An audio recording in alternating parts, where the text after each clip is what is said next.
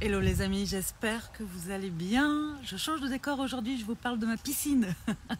Tout simplement parce que c'est une journée un peu au ralenti et que j'ai envie de vous faire passer un message aujourd'hui sur nos rêves. Voilà. Je ne sais pas si ça va capter, je ne sais pas si ça passe la connexion, on va voir. Seb, de ton côté, ça passe? Yes, ça passe. Ok, je vais vous laisser vous connecter. Salut tout le monde, j'espère que vous passez un bon début de week-end. Donc, aujourd'hui, j'ai juste envie de vous rappeler qu'il est possible de réaliser ses rêves. Voilà. Si vous avez un rêve qui vous fait vibrer, peu importe que vous pensiez qu'aujourd'hui vous n'en avez pas les moyens, que ce soit les moyens en termes de temps, en termes d'énergie, en termes de finances, si vous vous accrochez très fort à ce rêve et que ça vous fait vraiment vibrer et que ce rêve-là, c'est vraiment ce que vous voulez, je peux vous assurer que vous pourrez le réaliser. Parce que Sébastien et moi, il y a un petit peu de bruit à côté, désolé. Sébastien et moi, on avait ce rêve de pouvoir voyager à travers le monde comme on le souhaitait et de pouvoir travailler de partout. Moi, j'avais ce rêve de créer, alors je ne savais pas à l'époque encore que ça s'appellerait Soma Soa, mais j'avais ce rêve-là de pouvoir transmettre de la manière dont je le souhaitais en créant des choses. Et pourtant, quand on a commencé à en parler, Sébastien et moi, il y avait toutes ces choses qui nous faisaient penser que c'était pas possible au début. Et puis il y avait aussi des personnes de notre entourage qui pensaient que c'était pas possible et qu'on était complètement fous de vouloir faire ça, surtout à la période à laquelle on a décidé de créer ça et puis ensuite de tout vendre pour partir de France et partir vivre à Bali dans un premier temps. Et pourtant on l'a fait. On l'a fait et je peux vous assurer qu'il n'y a pas un jour où on regrette ce choix-là. Il n'y a pas un jour où on se dit qu'on n'aurait pas dû faire ça. Il n'y a pas un jour il n'y a pas un jour où on se demande si en fin de compte c'était un mauvais choix et si l'autre option aurait été mieux. Pourquoi ? Parce que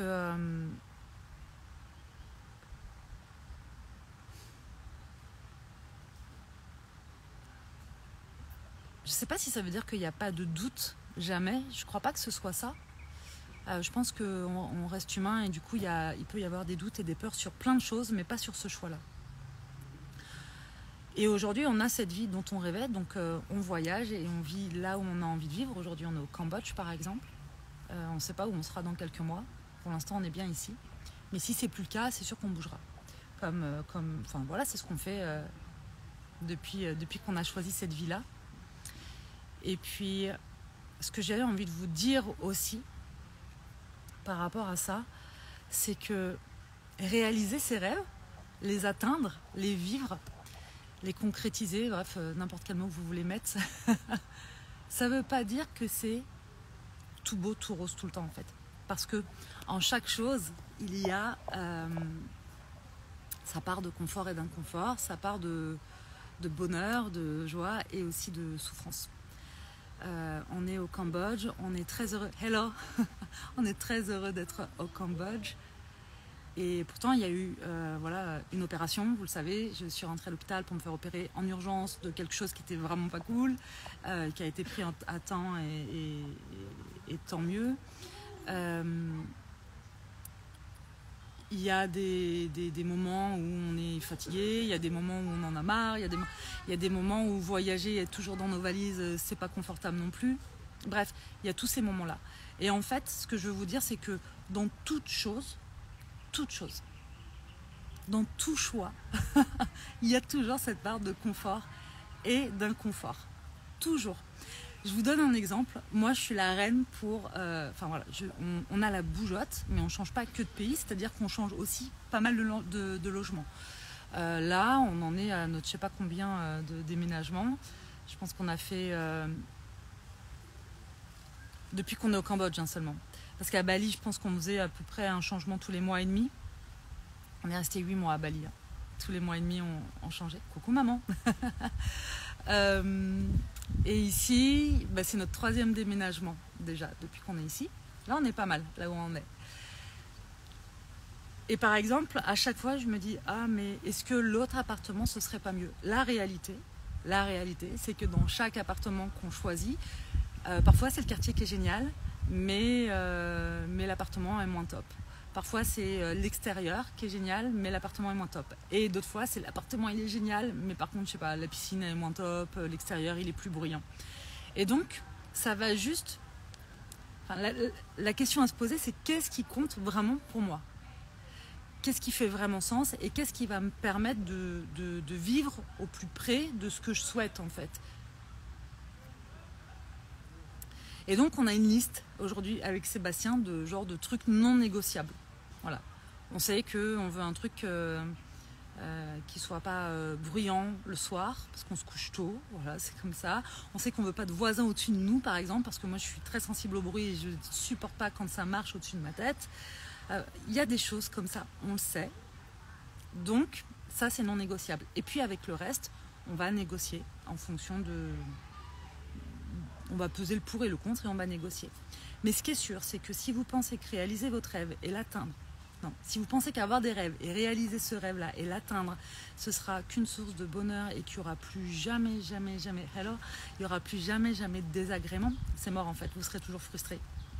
Et vous allez être très déçu et peut-être même vous sentir un peu vide en vous disant bah, j'ai réalisé mon rêve, mais en fait ça le fait toujours pas, qu'est-ce qui se passe?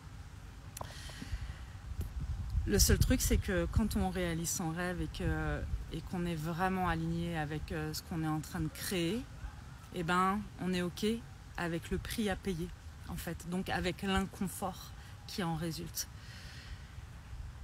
Voilà, je crois que c'est surtout ce message que j'avais envie de vous faire passer aujourd'hui, ce truc de... ouais, si vous avez un rêve, un truc vraiment qui vous fait vibrer très très fort, que ce soit dans votre vie privée ou dans votre vie professionnelle, et si vous êtes entrepreneur aussi, ou si vous voulez être entrepreneur, ne vous laissez pas décourager ni par le fait que c'est peut-être pas le bon moment et que vous n'avez peut-être pas les ressources aujourd'hui pour y accéder. Ne vous laissez pas décourager par les peurs. Quelqu'un qui vient de faire un gros pouf. Ni par les peurs des autres ou les critiques des autres ou le jugement des autres, parce qu'en fait tout ça, ça a peu de valeur. À chaque fois que j'ai entrepris quelque chose de nouveau dans ma vie, toujours des gens qui ont tenté de m'en dissuader. Je me souviens quand j'ai fini mes études de stylisme à 18 ans, je me souviens qu'on me disait mais tu seras jamais styliste, c'est pas possible, tu viens du 93, c'est n'importe quoi. Et pour le coup, je me souviens que ma mère m'a beaucoup soutenue à ce niveau-là. Et non, j'ai trouvé mon premier job à 18 ans en tant que styliste. Et puis après, je me souviens, bon, j'avais mon CDI et quand j'ai voulu changer, ma mère m'a dit mais t'as un CDI, pourquoi tu fais ça? Voilà, elle avait ses peurs et c'est bien normal. Et pourtant, je l'ai fait et j'ai été éducatrice spécialisée, et puis j'ai dû reprendre mes études. Puis après, j'ai fait un crédit pour reprendre des études en tant que psy. Et tout le monde me disait mais t'es folle. Puis quand j'ai quitté le 93 pour m'installer en Vendée, parce que j'en avais marre, j'avais envie de me rapprocher de la mer, mais tout le monde m'a dit mais tu peux pas quitter un CDI pour repartir en Vendée, c'est la crise, c'était la crise de l'emploi à cette époque-là. Et je l'ai fait, et en fait, ça s'est toujours bien passé. Et je crois que quand il y a un élan du cœur comme ça, de toute façon, pour moi, en fait, moi, j'ai la sensation que j'ai pas le choix que de l'écouter, parce que si je l'écoute pas, mon corps commence à s'exprimer dans tous les sens. Je suis pas bien, je suis frustrée, je commence à me plaindre. Enfin, ça le fait pas. Donc autant le faire. Et puis de toute façon, vivre, c'est expérimenter. J'ai pas envie de vivre à moitié. Donc vivre, c'est expérimenter. Et tout ce qu'on fait, tout ce qu'on construit, on peut choisir de le déconstruire. Hein. Si on change de job et puis qu'on se trompe et qu'en fin de compte ça nous plaît pas, et ben on rechange. J'ai vu une question défiler, je crois, à propos des enfants et peut-être du voyage. Hop, je remonte. Et quand on a des enfants, est-ce que tu penses que c'est possible? J'ai la sensation que cela n'est pas faisable dans ces conditions.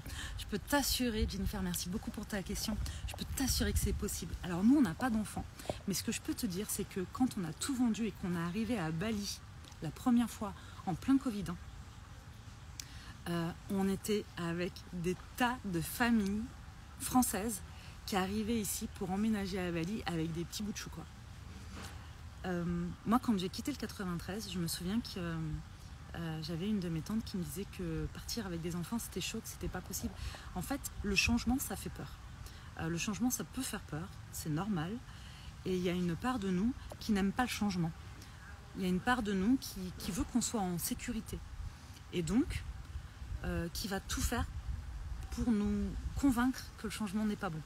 D'accord? C'est pas pour nous saboter, c'est juste parce que c'est sa fonction première de nous protéger. Donc le changement, c'est pas ok.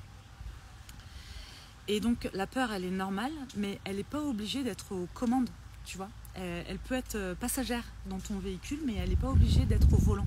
C'est toi qui es au volant. Et du coup, si toi tu te sens de gérer ça, si toi tu te sens de prévoir ce voyage avec des enfants, mais fais-le. Je trouve que c'est tellement extraordinaire de pouvoir faire ça. Et je trouve que quel merveilleux cadeau de pouvoir dire à ces... c'est même pas de pouvoir dire, parce que je crois pas que les enfants font ce qu'on leur dit, je pense que les enfants font ce qu'on leur montre. Et donc de montrer aux enfants, j'allais dire à nos enfants, parce que en fait, même si nous on n'a pas d'enfants, moi je trouve que il y a toute une société qui éduque des enfants. Donc de montrer à nos enfants que réaliser nos rêves, c'est possible, et qu'on n'est pas obligé d'être dans le sacrifice pour quoi que ce soit, ou qui que ce soit, c'est génial, c'est un merveilleux cadeau que tu peux leur offrir, Jennifer. Est-ce que ce sera simple? Parfois moins que d'autres. Est-ce que ce sera toujours confortable?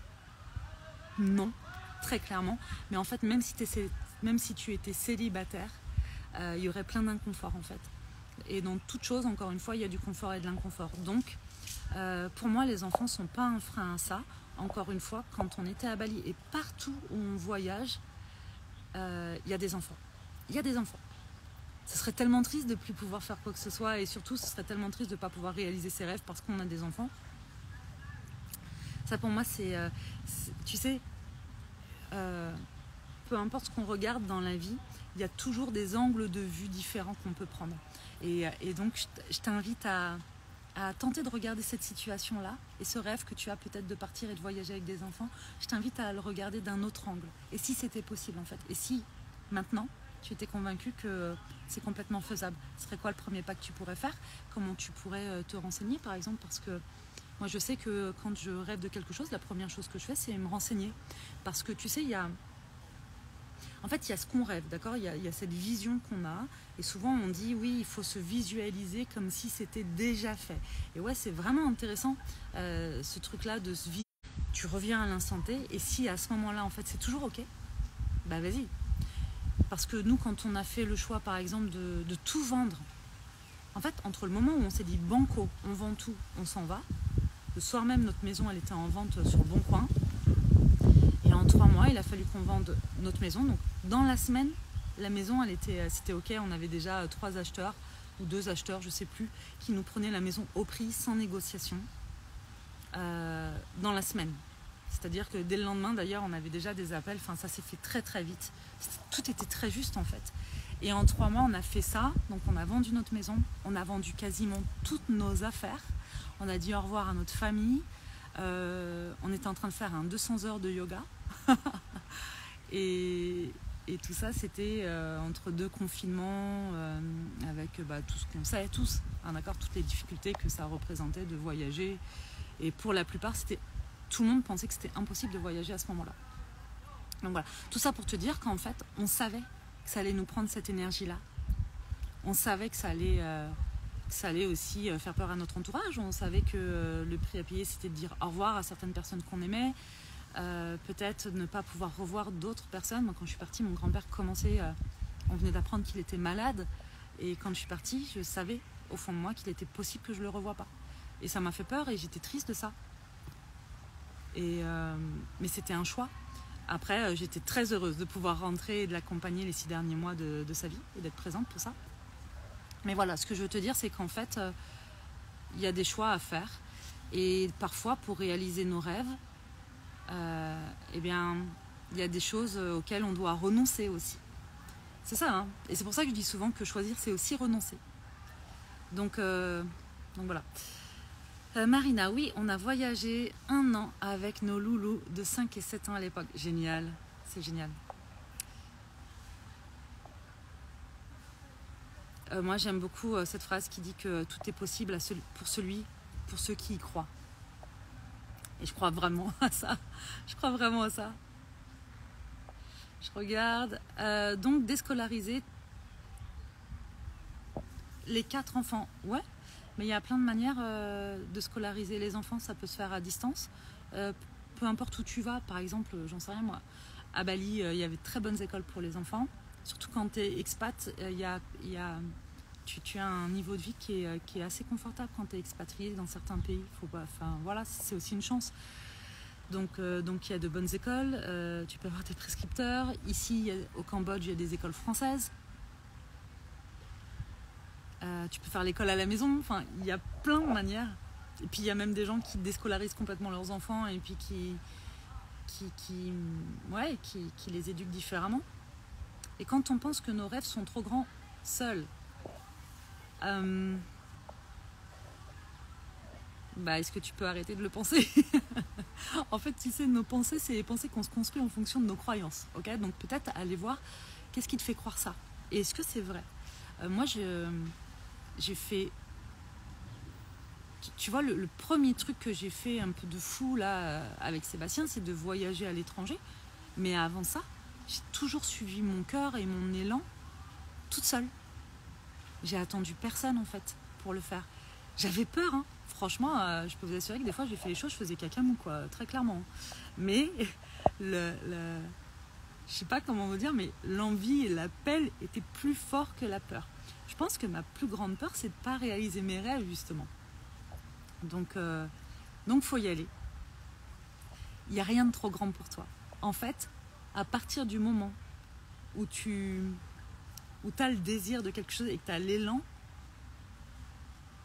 et que tu sens ça en toi, pour moi, c'est que c'est possible en fait. Parce que, tu sais, en fonction de nos croyances, il y a des choses, il y a des rêves qu'on n'a même pas parce qu'on s'y... Enfin, je veux dire, c'est même pas là, c'est même pas envisageable. Il n'y a même pas cette graine-là de semer en nous parce que dans notre entourage, il n'y a pas ça, c'est impossible. Et donc, il y a des gens qui n'envisagent même pas le truc.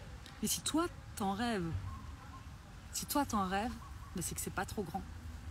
C'est pas trop grand, pourquoi ça le serait?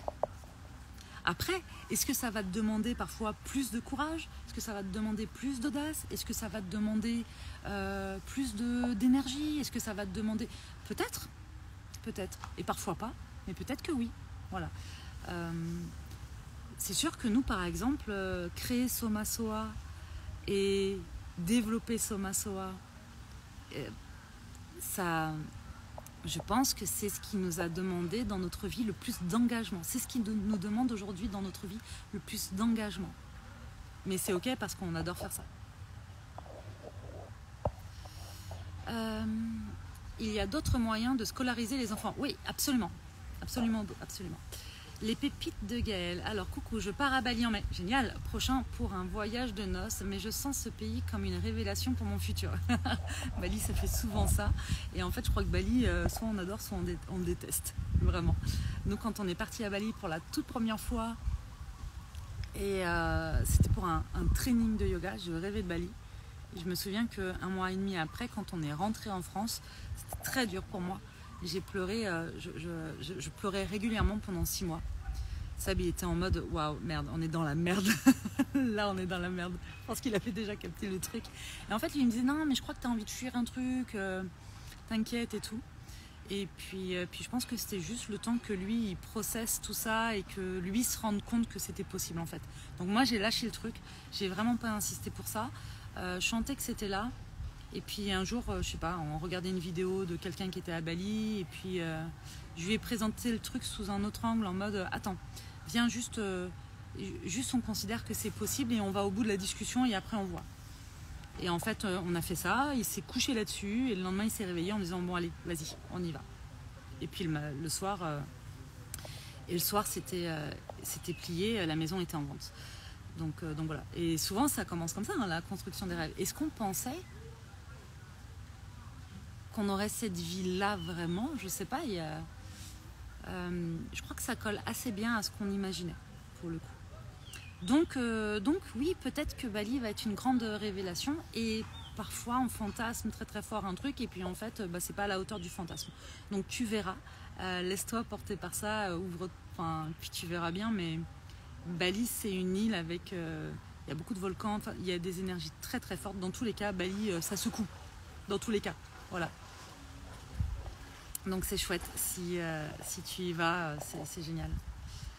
Nathalie. Je pense que tout dépend de l'âge des enfants. En bas âge, ok, mais lorsqu'ils sont ados, c'est les déraciner. C'est des croyances. C'est des croyances. Moi, je pense que tout se parle, tout s'explique. Je sais pas. Ça va dépendre aussi de comment vivent, comment tes ados vivent leur adolescence, quels sont vos liens, quelle est votre manière de communiquer. Il y a tellement de choses qui se jouent là-dedans.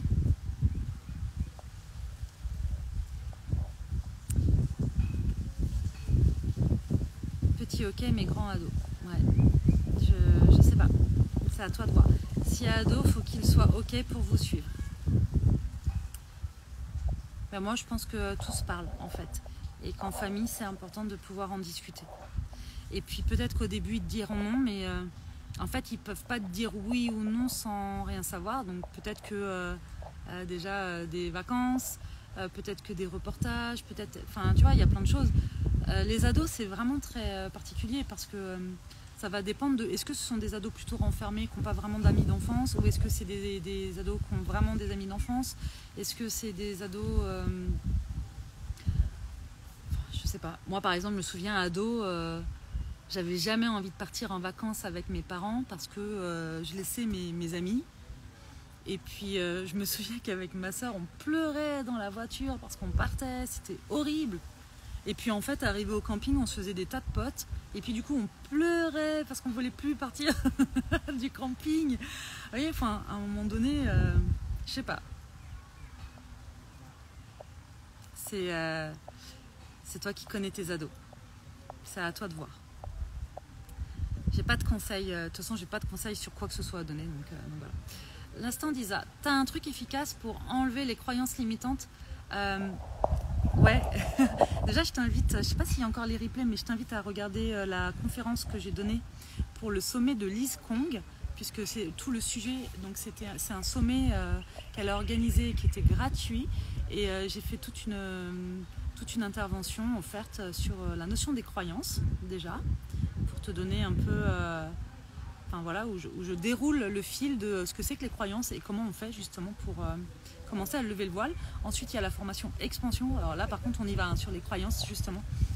C'est une formation, un programme assez intensif de 8 rendez-vous. Donc là, on a déjà 4 rendez-vous qui ont été faits. Je crois que c'est 4 rendez-vous expansion. Ouais, 4. Il y a Seb qui est juste là. Il y a 4 rendez-vous qui ont déjà été faits d'expansion, il en reste encore 4. Et là, on déroule vraiment le truc des croyances. Et donc, je suis avec vous en live ou en replay pour ceux qui ne souhaitent pas ou ne peuvent pas être en live. Et on y va. On détricote. Mais déjà, la première chose que je peux te dire, c'est de t'observer dans ton quotidien et de voir quelles sont les situations inconfortables qui se représentent tout le temps. Parce que nos croyances,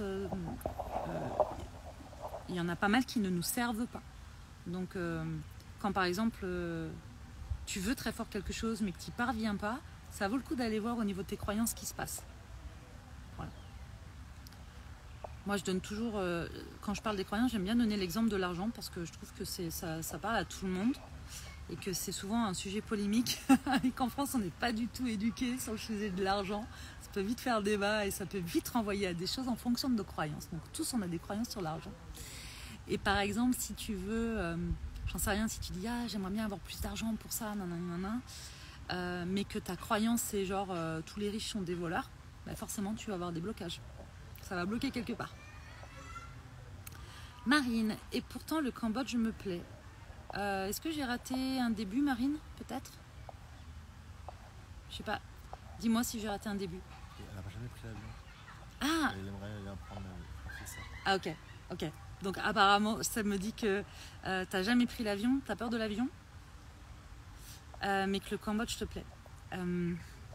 Quand j'ai commencé à prendre l'avion avec Seb, pour mon premier grand voyage, c'était pour aller au Vietnam parce que mon père biologique est vietnamien, est né à Saigon et est parti après la guerre quand il était enfant.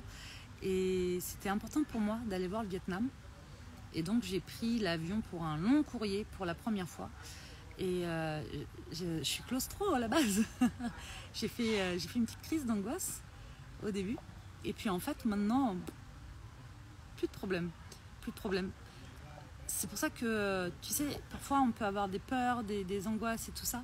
Mais quand l'envie, le désir, quand le désir et le rêve tapent très très fort en fait, quand c'est très très présent, bah parfois en fait la peur, on arrive à la mettre au second plan. Et comment on fait? Et ben en fait si ça c'est ta peur, attends, je vais avoir un problème parce que là pour le coup j'ai pas mon trépied. Si ça c'est ta peur, en fait souvent on croit que ce qu'il faut pour pouvoir réaliser quelque chose c'est agir directement sur le noyau, donc sur la peur, ok? Alors que moi je pense, tiens, doudou, merci. Ça me fait le trépied. Hop là. Donc je disais, imaginons que ça c'est la peur. Vous pouvez prendre ça avec n'importe quoi et notamment aussi avec les traumas et les blessures parce que souvent il y a des croyances aussi autour de ça. On se dit que pour être heureux par exemple il faut absolument avoir réglé nos traumas et toutes nos blessures. Donc on va toujours pointer dessus et tout notre focus il est dessus et le problème c'est que plus on est focus là-dessus et moins on perçoit tout le champ des possibles. Okay, donc c'est bien de travailler dessus, ça ne veut pas dire qu'il ne faut pas les traiter, mais ce qui est certain, c'est qu'on peut s'épanouir même quand on n'a pas tout traité. Et que c'est bien aussi de prendre du recul parfois, de pouvoir mettre notre focus et notre énergie dans autre chose. Ça, c'est la première chose. Et donc, si je prends l'exemple de la peur, en fait, ta peur, probablement qu'elle restera là, sur ton premier vol. Ce qui va être important, c'est pas du coup, d'essayer d'éliminer ta peur. Donc, c'est accepter que ta peur soit là. Mais ce que tu peux faire, en revanche, c'est autour, mettre consolider autour, mettre plein d'espace autour pour avoir plus de sécurité intérieure. Donc j'en sais rien moi, commencer à apprendre des techniques de relaxation. Moi ce que je faisais par exemple, je me faisais des playlists qui me faisaient du bien et donc quand je montais dans l'avion, déjà avant je me mettais ma playlist dans les oreilles de musique ou de méditation ou de son. Et puis quand je montais, quand on était appelé là et qu'on arrivait dans le couloir et que je savais qu'on allait monter dans l'avion, en fait je gardais les yeux baissés. Et j'étais juste centrée. Et quand je rentrais dans l'avion, pareil, en fait, jusqu'au moment où j'étais assise sur mon siège, je restais le regard vraiment centré sur moi-même, donc juste au niveau de mes pieds, et j'étais sur mon son. Et ce que je veux te dire par là, c'est qu'en fait, il y a plein de techniques pour pouvoir faire les choses malgré notre peur. Et c'est ça, la confiance en soi. Merci. C'est ça, la confiance en soi. On l'acquiert à force de passer à l'action malgré sa peur. Donc, c'est possible. Il faut juste prendre en considération que l'idée, c'est pas de se maltraiter. On sort pas non plus de sa zone de confort quand on est complètement insécure et qu'on a l'impression que notre vie part en cacahuète et tout ça. C'est pas la question. Le but, c'est pas de se faire du mal et de se mettre en danger et de finir par décompenser à l'étranger. C'est pas l'idée. Mais la peur est normale. Voilà. Génial, merci à toi. Je te trouve incroyable. Merci Gaëlle, je prends, merci. J'apprends à recevoir. J'apprends à recevoir. Alors oui, c'est juste de la communication. Ok, je redescends. Jennifer, avec plaisir Jennifer. Je crois qu'il n'y a rien de... Je sais pas, je redescends. C'est bon, j'ai tout lu. Je crois que j'ai tout lu. Voilà les amis, ce que je peux vous dire pour aujourd'hui. Je profite de ce cadre pour vous dire ça. Et donc, je finirai juste par ça. Tout est possible. Je le crois vraiment. Et pour toutes les personnes qui parfois, sous certaines de mes vidéos, mettent des mots, mettent des phrases comme ouais, va dire ça. Aujourd'hui, c'était quoi? Va dire ça aux petits Africains qui n'ont pas d'eau potable. D'autres fois, c'est va dire ça en Ukraine. En fait, ça me fait vraiment de la peine pour ces personnes qui écrivent ce genre de messages. Et ça me fait aussi de la peine pour ces personnes dont ils parlent et dont ils ne connaissent sans doute rien. Parce que, en fait, peu importe où on en est sur notre chemin, à notre niveau et à notre stade, on peut réaliser des choses. Voilà. Et heureusement que personne n'est venu dire à la petite fille maltraitée que j'étais quand j'étais enfant et que vraiment je me disais ouais, ma vie c'est de la merde, est-ce que ce sera ça toute ma vie, et que j'étais persuadée que de toute façon j'irais pas au-delà de mes 25 ans. Heureusement que personne n'est venu me voir en me regardant dans les yeux en me disant tu vois d'où tu viens là, t'arriveras jamais à rien faire de ta vie parce qu'en fait tu vis dans ces conditions là enfant. Il y a plein d'exemples de personnes qui ont connu des guerres et des histoires terribles et qui sont dans la résilience et qui font de magnifiques choses aujourd'hui, et je trouve que c'est tellement réducteur, que c'est tellement présomptueux et que c'est tellement c'est tellement présomptueux de penser qu'en fait quand on n'est pas né au bon endroit et ben on peut rien faire de sa vie, ou pas né sous la bonne étoile comme on pourrait dire. C'est pas vrai en fait, ça c'est pas vrai. Oui, il y a un facteur chance, il y a un facteur chance à la naissance, certainement, bien sûr, mais il y a aussi notre responsabilité après en tant qu'adulte. Et oui, bien sûr qu'il y a des endroits qui sont beaucoup moins qui sont beaucoup moins accessibles et pas fluides et tout ça, mais probablement que ces personnes-là ne rêvent pas forcément de construire une entreprise, ou j'en sais rien en fait, et pourquoi pas d'ailleurs, mais en fait ce que je veux juste vous dire, c'est que peu importe où on en est, on peut avoir des rêves. Et moi, il y a eu un moment dans ma vie où mon seul rêve, c'était de me sentir un peu mieux dans ma peau. Et puis après, mon rêve, ça a été d'être styliste. Et puis après, mon rêve, c'était d'être éducatrice spécialisée. Et puis après, mon rêve, c'était juste de partir en Vendée. Et puis après, et en fait, petit à petit, à chaque fois que je cochais un truc, que je cochais une case, j'ai pu voir de plus en plus grand en fait. Et quand au début, à 15 ans, dans mon 93, là, dans mon quartier, je me souviens quand j'ai dit à... Comment ça s'appelle ça? Les gars là, qui s'occupent à mon conseiller d'orientation, quand je lui ai dit que je voulais être styliste, il m'a dit mais Sandra, n'importe quoi en fait, t'as vu où t'es là, tu feras un BEP sanitaire et social comme toutes les filles en fait.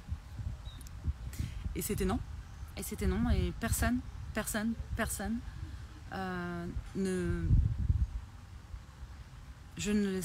enfin voilà, c'était inenvisageable pour moi que qui que ce soit puisse choisir pour moi comment j'allais m'épanouir ou me réaliser, ou de quoi serait fait ma vie. Et pour autant, non. Et pourtant, c'est pas pour autant. Et pourtant, je peux vous assurer qu'à ce moment-là, j'étais très, très, très loin d'imaginer qu'un jour, je voyagerais comme je veux et que je ferais le boulot de mes rêves. J'étais très loin d'imaginer ça. Je vous le dis, à cette époque-là, je pensais même pas vivre. Et à cette époque-là, je pense pas que je vivais, je pense que je survivais. Je pensais même pas survivre au-delà de mes 25 ans. Voilà, si ça peut vous donner une idée du truc. Donc ne laissez jamais quelqu'un vous dire que c'est pas possible. Si pour vous c'est possible, même si vous avez l'impression que parfois c'est trop grand, même si vous aussi vous faites caca-mou, que ça vous stresse, que ça vous fait peur et tout ça, step by step, tout simplement. Vraiment, des petits pas peuvent mener à de grands rêves, je vous assure. Et être ici et réaliser nos rêves aide le monde. Dans certains peuples en difficulté, ça pousse toujours. Ouais, non mais bien sûr. En fait, ces gens-là qui disent ça, pour moi, c'est juste que ça leur envoie un truc à eux, parce que souvent je dis que tout est possible et qu'on peut créer ce qu'on veut dans notre vie, en confortable et inconfortable. Et je pense que ces personnes-là, ça leur renvoie quelque chose, et que du coup elles font l'amalgame de plein de choses, mais en fait ça parle pas vraiment de moi ni de mon message, ça parle plus d'elles et de leurs croyances pour le coup, et c'est ok. Je trouve ça plus triste pour elles que pour qui que ce soit d'autre. Voilà les amis, allez, je vous laisse, je vais appeler ma famille tout simplement. Passez un très bon samedi, et puis on se retrouve demain. Je pense que je vais vous mettre une petite boîte à questions si vous avez envie de poser des questions, de nous poser des questions à Sébastien et moi. On pourra